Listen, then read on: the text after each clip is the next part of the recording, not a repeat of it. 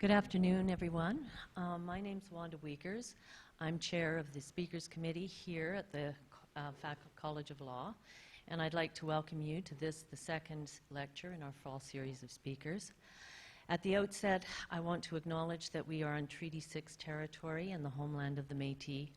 We pay our respect to the First Nation and Métis ancestors of this place and reaffirm our relationship with one another.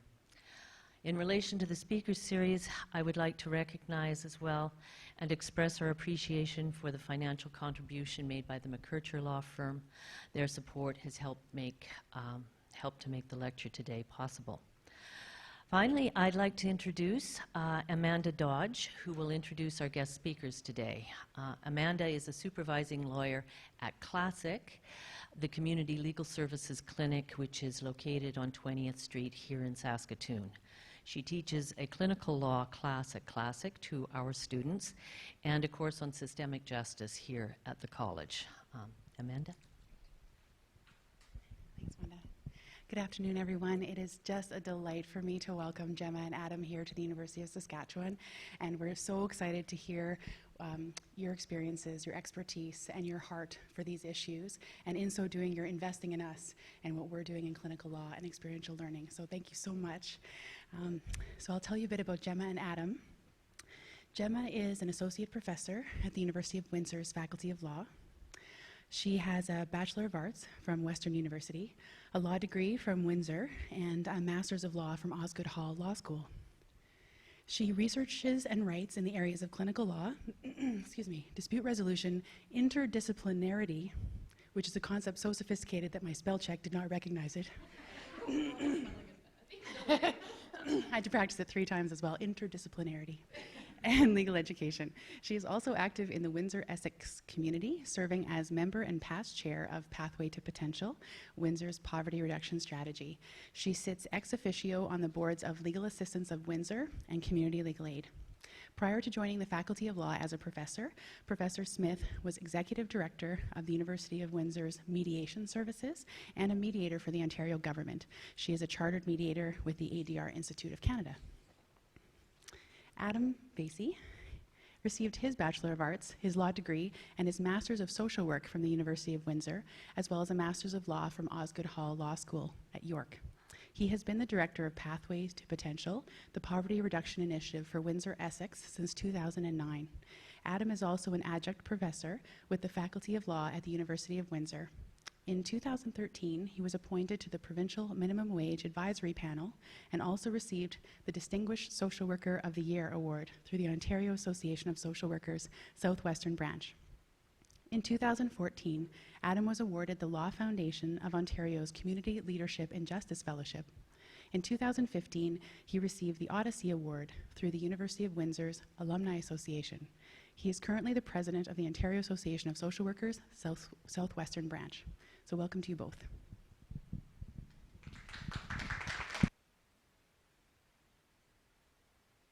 Thank you so much. Can you hear? Is it on? Yeah, great. Thank you, Amanda, so much for your generous welcome, as always. It's so great to be back in Saskatoon. I feel like it's becoming my second home. That's a great feeling.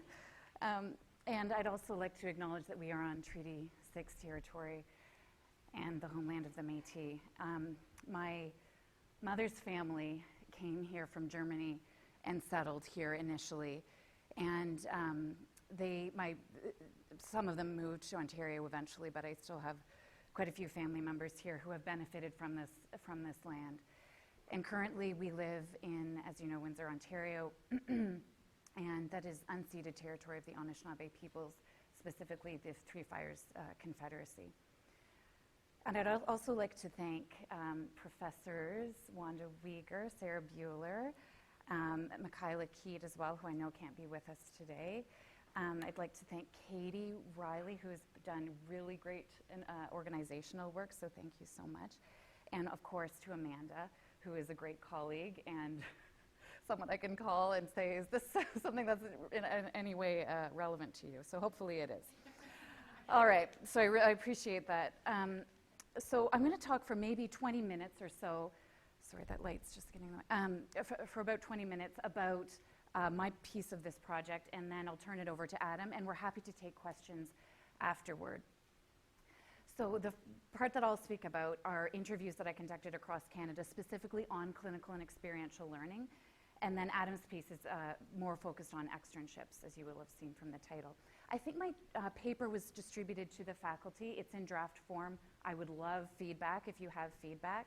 Adam's report is publicly available on the Law Foundation of Ontario's website, if you'd like to take a look at it. So from a mass amount of data, if any of you who have done interviews will know, choosing the parts that are most relevant to you, I've chosen, I think, or what I hope will be interesting. I'm not going to focus too much on theory, and I'm not going to focus too much on historical perspectives either, but just focus mostly on highlights from the data and promising practices. So how did I come to even think about this project? As of very recently, I was the academic clinic director at the University of Windsor Faculty of Law, and I was speaking with somebody who worked in my position 40 years ago at the University of Windsor. And some of the challenges that we were discussing were pretty similar, frankly. And if you take a quick little kind of literature review, you'll also notice that over the past 50 years in Canada, there are some new arguments, some new challenges, but many of them are quite similar, which led us to think, well, what's going on? Why? Why hasn't clinical and experiential education maybe caught on the way that we might have thought it would have? We also noticed there's increased attention in the literature. So, excuse me, regulators are interested in clinical and experiential education. Universities are paying more attention. But we were also worried, to be frank about this, that there was little empirical data being gathered to inform some of the recommendations that were being made. And, we're worried that the folks who are actually working in these areas aren't being asked some of the questions that we would have hoped they would be asked. So we thought, well, we'll try to take a stab at it. So here's our methodology. I won't go into it in great detail. We aimed to gather data from all Canadian common law programs, as well as civil. Our Quebec interviews are ongoing right now. We've conducted 2, but with more scheduled. We had 3 groups of research subjects: deans, professors, and clinicians. The data is still fresh, so again, we welcome your questions. We did not interview folks in Pro Bono Students Canada, and we didn't include moots as part of this project either. We included professors and instructors, anyone who's a professor of any rank at a law school, as well as instructors, so that includes adjuncts and sessionals were asked as well. Anyone who uses what we labeled significant experiential learning content. So that's a really messy concept. Any of you who have done curriculum reform will know that trying to figure out what exactly experiential learning is inside a course is quite difficult.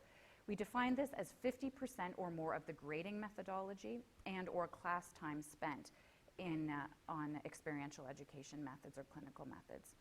We had to use our best judgment, obviously, but we ended up sending this list to the deans for their review. So you can blame your dean if this is not 100% accurate. Clinicians who are, we defined as anyone actively employed at a clinic. We used a public database, as most REBA applications ask you to, and so sometimes it was difficult to actually find email and contact information for clinicians, but we tried our best.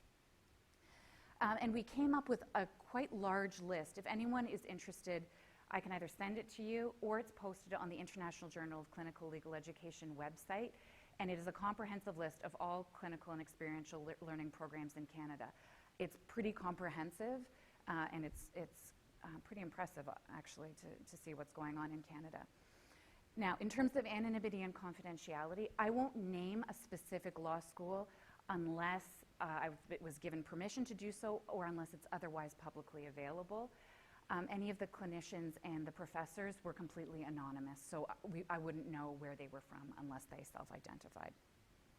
Also, we have REB approval from every law school in the country, which was no small feat, as you probably know, but well worth it. All right, and this is the methodology that we used, qualitative. It was transcribed and reviewed by us using an inductive method. We read for common themes and outliers. Two things here. The sample size from the deans was very high. We have almost every school in Canada. The response rate for clinicians and for profs was lower. Lower to medium, depending. It's difficult to know whether we reached data saturation, to be frank, in those two groups. I think some of the responses were indicative of some of the themes in the literature, but I wouldn't claim that this is, at least for those two groups, necessarily, it doesn't necessarily capture every view in Canada by any means. So I'll go over some of the themes. Some of these are, as you will see, juxtaposed. So in the first kind of theme, I guess, the research subjects were asked to give their views on the state of their own clinical and experiential offerings. The deans generally considered their own programs, as they use these words, robust or full flowering. None, however, considered their programs perfect. Almost all of them expressed desire to improve their programs. They also said that students, they listen to students, and there's great student demand. Almost all of them had said that their students are lobbying them for more of these experiences and that they listen to students, that was persuasive. They also talked about challenges. Some of those were specifically the ad hoc nature of clinics and experiential learning opportunities as well, that they sometimes arose through individual faculty initiative, but that in terms of curricular coherence or sometimes even longevity, those were challenges that they faced. Many programs are resource poor, and no dean expressed satisfaction with the total amount of funding. I'll talk about that more later because it's a major issue. Many law schools also have one or more solid, long-standing, kind of significant clinical program, but then they struggle with creating or maintaining others, both from resource and other curricular for those reasons as well. Most programs have no common declaration of goals, and it's quite difficult then from the dean's perspective to draw kind of clear coherence from any of this. In terms of clinicians' views, they range from overall good, works but could be better. Quite a few clinicians talked about the fact that they thought clinical education was trendy now and that experiential learning was also trendy. And while they were happy about that in some ways, they were also concerned that it was leading to kind of ad hoc programs or programs that weren't sustainable or perhaps integrated in a meaningful way.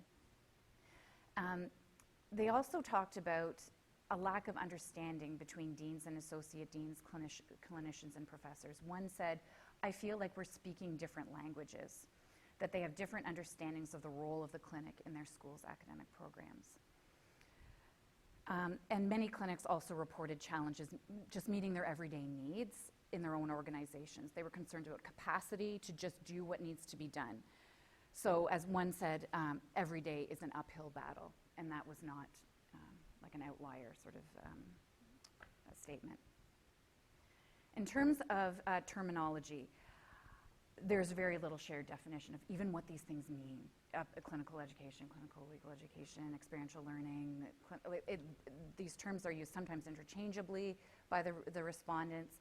Sometimes people had quite clear but differing views about what those things meant. And the deans were, of course, aware of this. A lot of them talked about the importance of a live client clinic. I know that's a terrible term that people use in law all the time, live clients, but nonetheless, that was a term that dominated the interviews. Some had very specific kind of goals that they wanted for credit-bearing programs, and others did not. So for professors and instructors, they also differentiated between clinical legal education and experiential education based on this kind of idea of real versus simulated clients or live clients. Many schools have highly developed simulations. I know U of S has quite a few really interesting simulations here. So what people focused on when they talked about clinical and experiential education was quite different. So there was some talk from professors and instructors with this idea of professional identity formation, critical reflection. Any of you who have done this work will know these are common themes. And there was very limited discussion of the social justice elements. of clinical legal education and experiential education. Some professors did express some underlying assumptions about clinical and experiential learning that some of you might be familiar with. This idea that it's about practice readiness, that it's atheoretical or acritical. This was a minority. So if you look at the literature and compare the literature from 40 years ago and the literature today, that is one thing that definitely has changed. The idea that, you know, clinical and experiential education are kind of a training ground, or that they somehow should be left to the side, is no longer the view of the vast majority of professors. And by the way, this is similar to many other professions as well, and other professional programs. This shows up in the literature in many professions. Clinicians had, in their responses, quite a sophisticated understanding of clinical and experiential legal education. They talked a lot about praxis, about the doctrine and theory, and the intersections of those. And they saw clinics as an opportunity to do just that. They were quite clear that they thought clinics have social justice goals, but experiential education does not necessarily. So what role does clinical and experiential legal education have in supporting law students' learning? The views were diverse here. So deans talked about a whole range of skills: client management, interviewing, substantive law, social context. They talked a lot about the specific benefits of a live client model. And some deans had really quite sophisticated notions about the role of clinical and experiential education in understanding legal needs in society, how law is experienced by average individuals, policy advocacy, and related ideas. Professors were quite supportive or very supportive, and I didn't expect actually to hear that. Some professors said it's critical, it should be mandatory, that students learn better through these methods, that the diversity of student learning styles, there's some debate about that and whether that actually exists in the literature, but we won't talk about that right now. This idea that clinics and experiential learning are better for diverse learning styles. Some profs talked about critical thinking and action, testing the limits of the law, critical social awareness, personal reflection, professional values. Some were very clear that they did not want clinical legal education and experiential legal education to be conflated with practice readiness, that they're very supportive of these ideas, but if they're going to become a pure atheoretical training ground, they were not as interested, and they really wanted us to know that. A lot of capital letters. So for clinicians, they thought that clinical legal ed gives context to everything law students learn.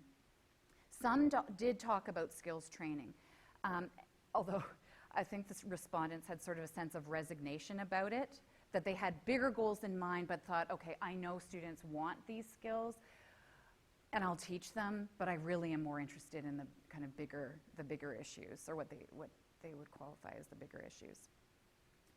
They thought clinical legal education was great in training specific kinds of lawyers who are interested in social justice, public interest careers, those sorts of things. They did talk a lot about the quality of learning, that it was better for critical analysis, reflective practice, many of the same things that the professors talked about, which was nice.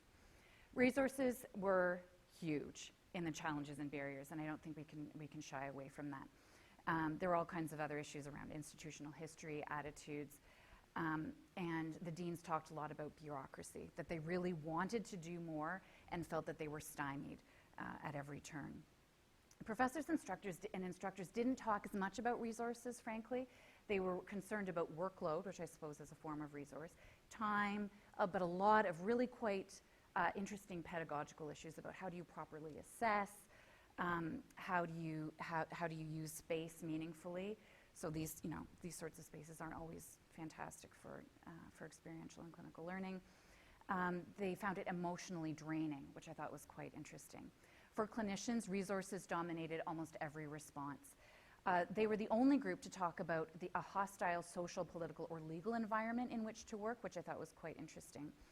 Meeting student demands was also an issue for them.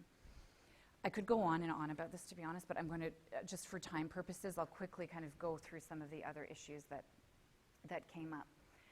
So as you'll see in Canada, who works and who funds is really all over the place. from clinics who are operating really through a course-based model with just an instructor and no resources to $1 million clinics.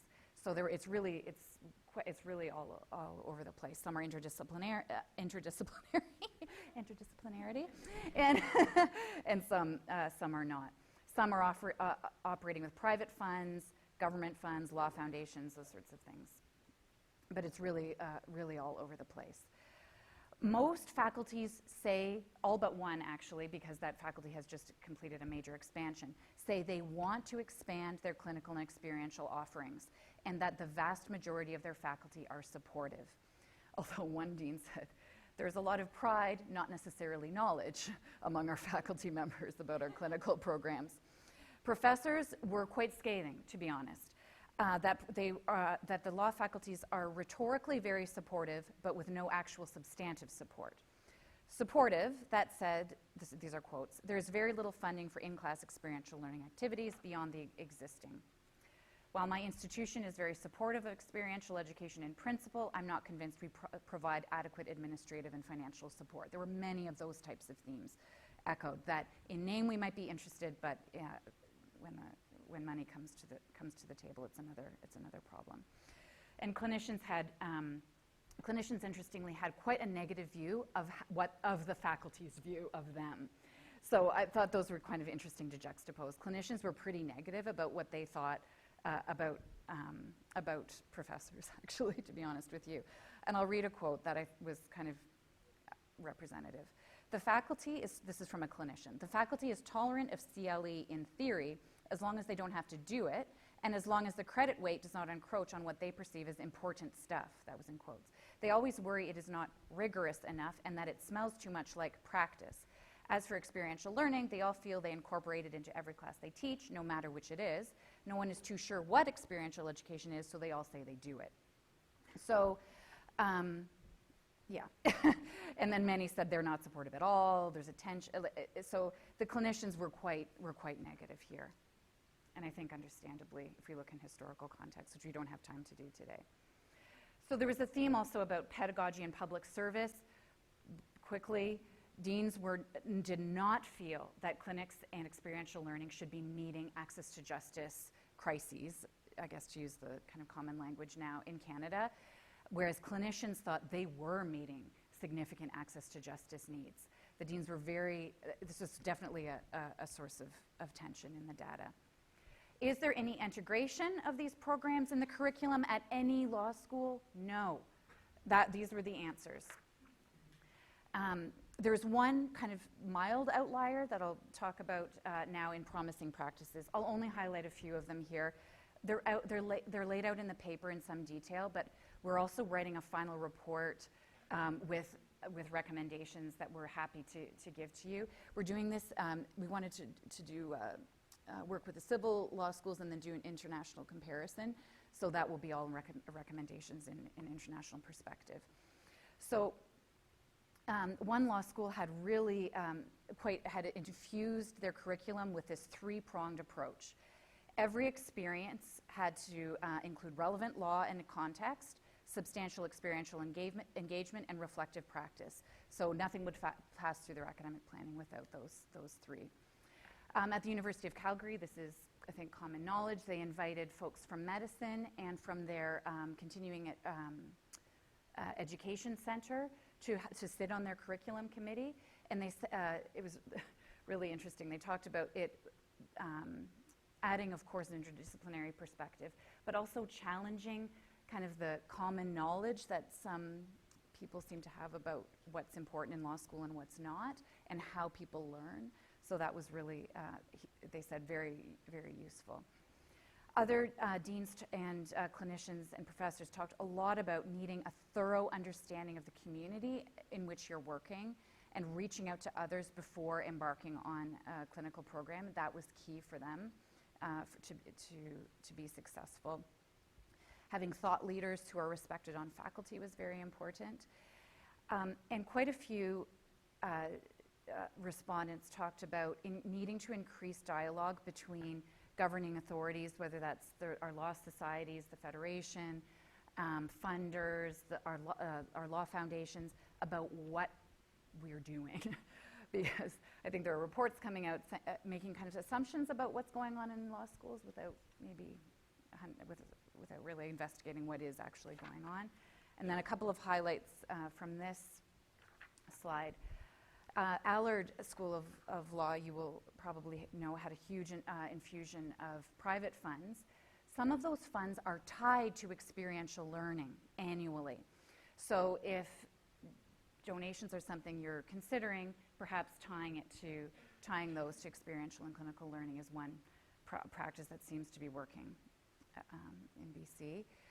Some are offering significant pedagogical programming with everyone in the same room, so everyone's sort of on the same page about what they're talking about. These programs require supportive and visionary deans. There's no question about that. I know your dean has expressed his support of this. I don't want to, call out anyone or to suggest otherwise, but there's no question that there's a strong correlation between dean support and successful programs. So better integration between clinics, faculty, deans, people doing experiential education program. Clinicians in particular are crying out for it. They want you to know what they are doing and how they're doing it, and they want it to be integrated with the rest of the law school as well. So I hope there are many more promising practices we could talk about, but because of time, I'm just going to I'll turn it over to Adam. I just wanted to thank the respondents of these surveys. I know when you get them in your email, it's not always the first thing on your list that you'd like to do, but it really does give us greater insight into what's going on in any sort of social or legal phenomenon. So thanks so much, and I'll turn it over to Adam. But I think I have to turn this off, right? Or no, give it to you. I'll give it to you.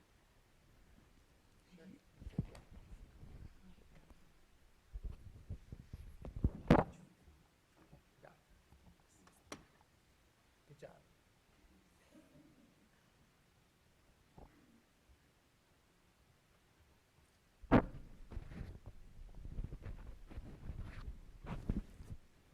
Okay.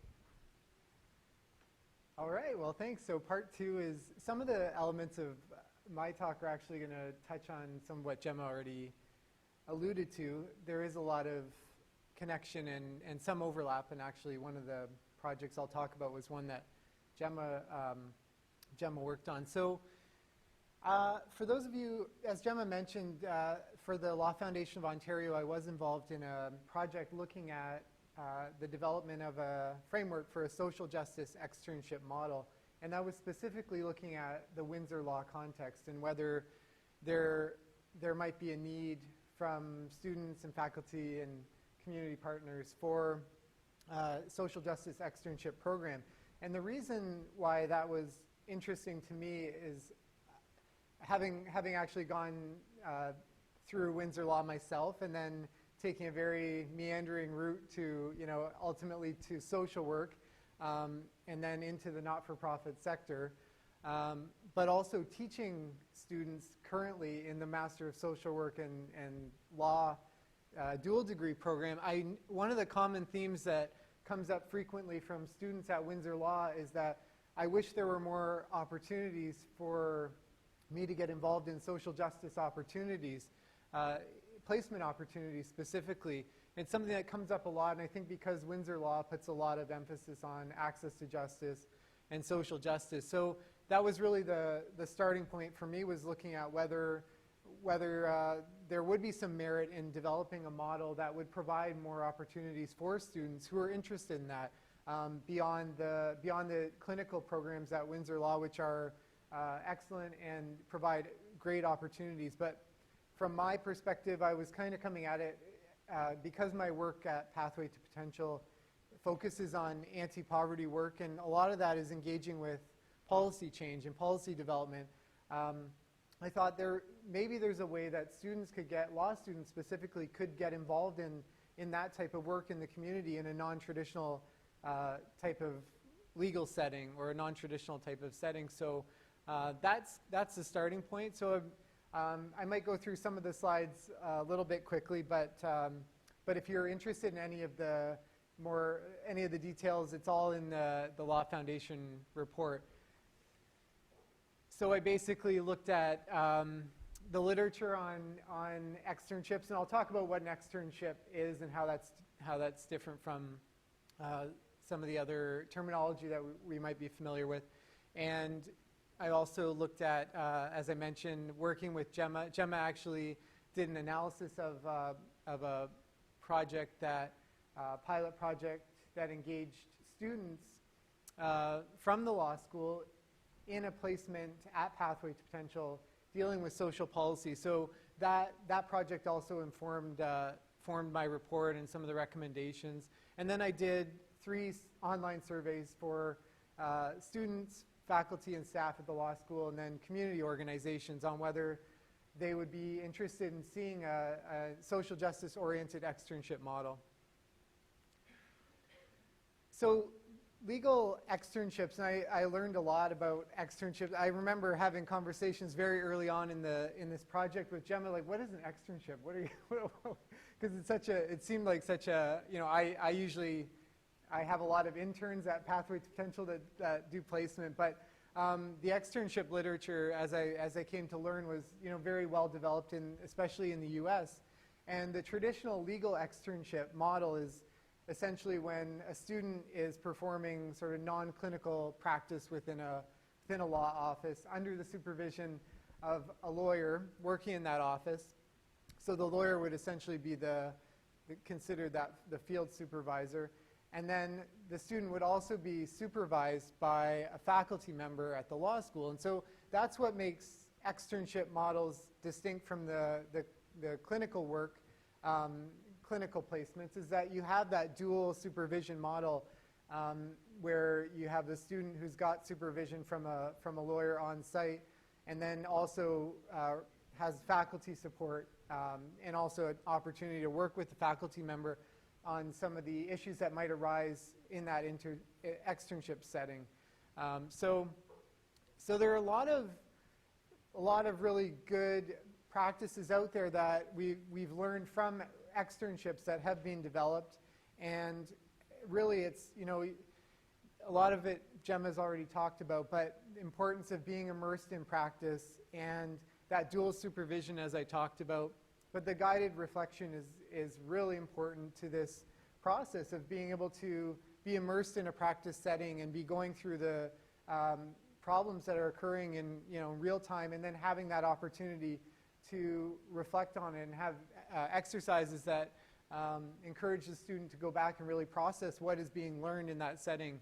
And a lot of this as well, is interesting for me coming from that social work background, where a lot of this is more integrated into just how social workers kind of do their work. But I think in a lot of ways you don't see that type of methodology being as accepted in traditional sort of legal settings, and with the exception of clinics where I think that seems to be the norm.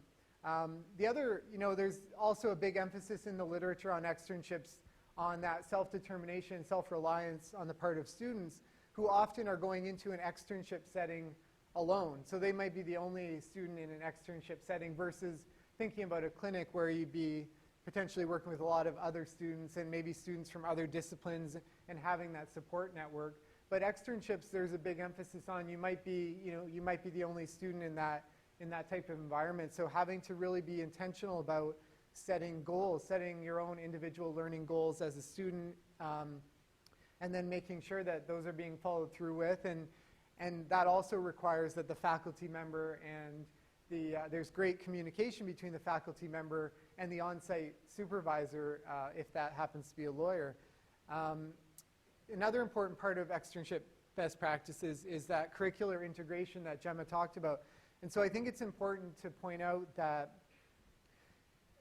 really externships should not ever be seen as a substitute for clinical programs. And I think you see that tension in the literature where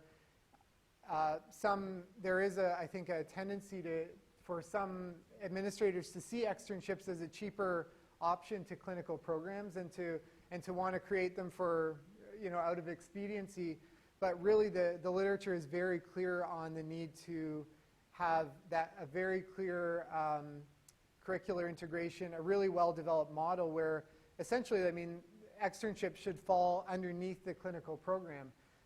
And then even better, it's essential to be able to define what it is that externship program does and what you want it to do for your law school, and be as clear as possible about what its mission is, so that it isn't just a sort of a ad hoc program, but that it actually ties together a lot of different opportunities around a theme. So, for example, in the Windsor law context, my approach to this was looking at it from an access to justice perspective. Is there an opportunity to think of an externship program that would focus on social justice and access to justice, and bringing some of those components together that right now I think operate somewhat in silos or on their own. I already mentioned the importance of student learning outcomes and integrating the externship experience. So, for the people who are really involved in clinical education, that's, that importance of just making sure that you're always attending to that continuous circular sequence of experience, reflection, theory, and application. And so that's a little bit of background on externships. And luckily, there's a lot of really good literature out there right now on how to build successful externship programs and what the core ingredients are to make those really successful.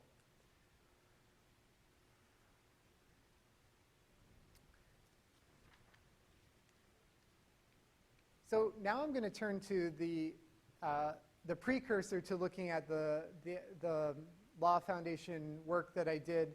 Was actually a project that Gemma and I collaborated on, and we, as you might have figured from the introduction, when you heard that Gemma was part of Pathway to Potential's board for a time, we always tend to collaborate as much as we possibly can. So we're always trying to think of creative ways to engage law students in the community in a different way. And so because I was at Pathway to Potential, and Pathway to Potential, just to give you a bit of context, we have 2 full-time staff, including myself, and our mandate is to essentially reduce poverty for our region of Windsor-Essex County. So it's a lot of work. And so for me, it's always about looking for, resources in the community and opportunities, especially with the university, partnership opportunities, to see if we can get students engaged in some of this work, especially where it lines up really well, I think, with their skill set. So we created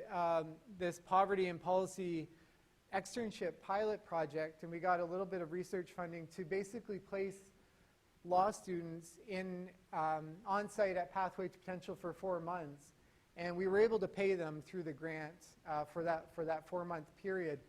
And then we assigned them to, or I assigned them as their primary supervisor to projects that were ongoing in the community, and they were all what I would call, in social work terms, indirect sort of practice projects or macro practice projects. So they weren't dealing with directly with clients in the traditional sense. We don't do any counseling at Pathway to Potential or any direct service provision, but all of the projects were engaging in some aspect of policy. So for example, one of the students was working on our local living wage campaign.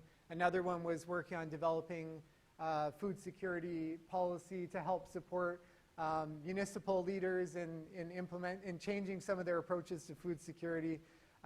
Another one was looking at social enterprise. So there were a lot of really good learnings from that experience, where we recognized that law students, when they had the opportunity to come outside of their comfort zone a little bit and go into a community setting, at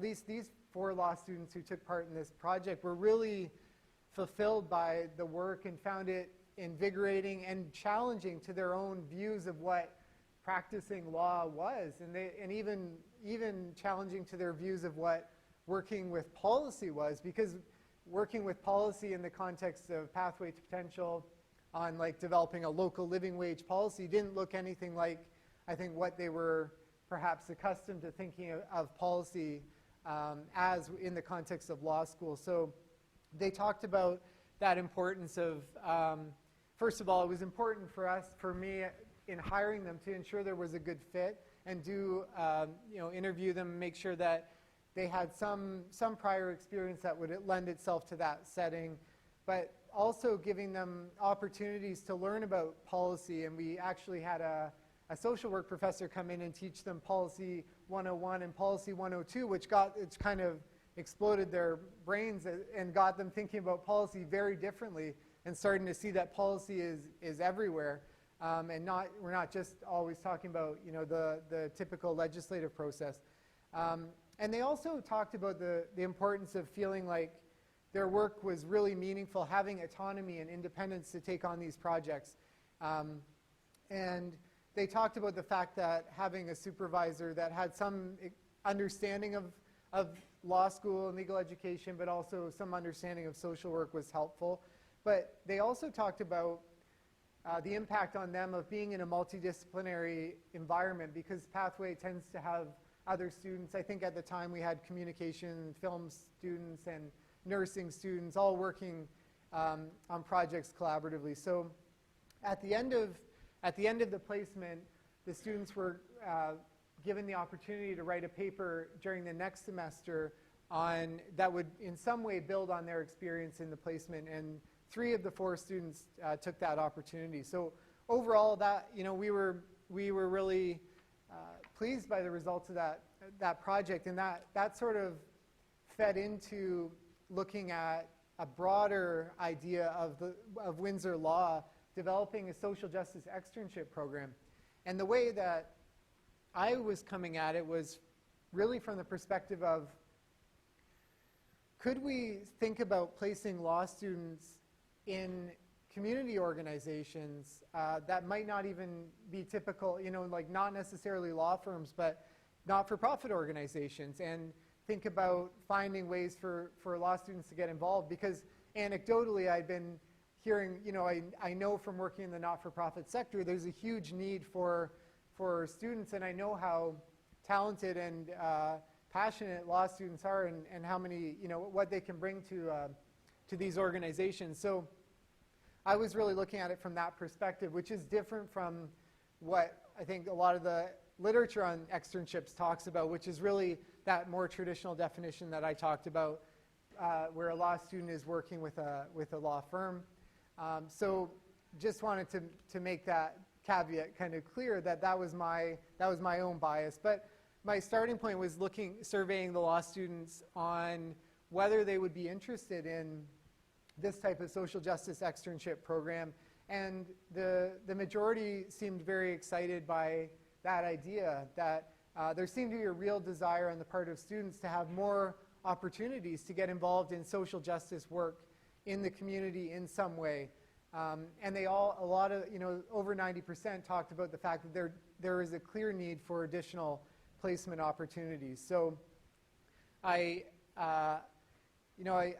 kind of asked about, well, what types of tasks and skills would you like to gain from being involved in this type of externship program? And so I was actually surprised that one of the biggest, you can see the green on the right, one of the biggest ones was systemic advocacy, although there was support across the board for a lot of different types of skills, from direct client service, client interviewing, community organizing, coalition building, law reform efforts. But really what it said to me was that there was a lot of interest on the part of students to have some opportunities to practice opportunities to do this work that in a lot of cases is considered non-traditional law. And so that was encouraging to see that type of interest. And then looking at the faculty and the staff at Windsor Law who are have a lot of experience or exposure to clinical legal education. A lot of them, over 80%, felt that we did need more placement opportunities at Windsor Law, although there was also a sentiment that we should also work on improving what we do have and looking at all of the range of experiential education opportunities at Windsor Law to make sure that they're all providing the highest possible quality experience for students. So there seems to be, echoing some of what I think Gemma talked about, there seems to be quite a bit of support at Windsor Law for this type of a program, although I didn't really get into questions about any of the funding or that type of thing in my surveys. And then I went to survey community organizations. So this was interesting. We had, of the organizations surveyed, 100% of them said that they would be interested in hosting law students at their sites and at their organizations. And some of them had previous experience working with law students in some capacity, but a lot of them hadn't. Only less than 30% of the organizations surveyed have an on-site lawyer. So even that fact wasn't necessarily a deterrent for them. I think clearly that they could see the value in having law students on board. So there's a range of I guess, from their perspective, opportunities that law students could play in their organizations, looking at direct client advocacy, providing public legal education, a whole range of tasks and skills. But I think there was broad-based support on the part of community organizations. So that was really interesting as well, and encouraging to think of the Windsor-Essex community being an opportunity for these for law students to go and find a home and find some fulfilling work to do, and maybe in an area that they hadn't thought they could work in when they thought of law school and experiential education.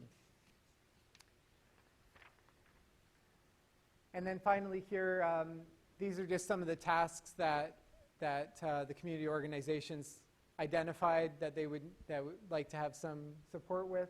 And as many of you would know, not-for-profit organizations are always welcoming of any support that they can get from any students or others. So legal research, writing, community presentations, and so on. Again, systemic advocacy is ranked fairly high as well.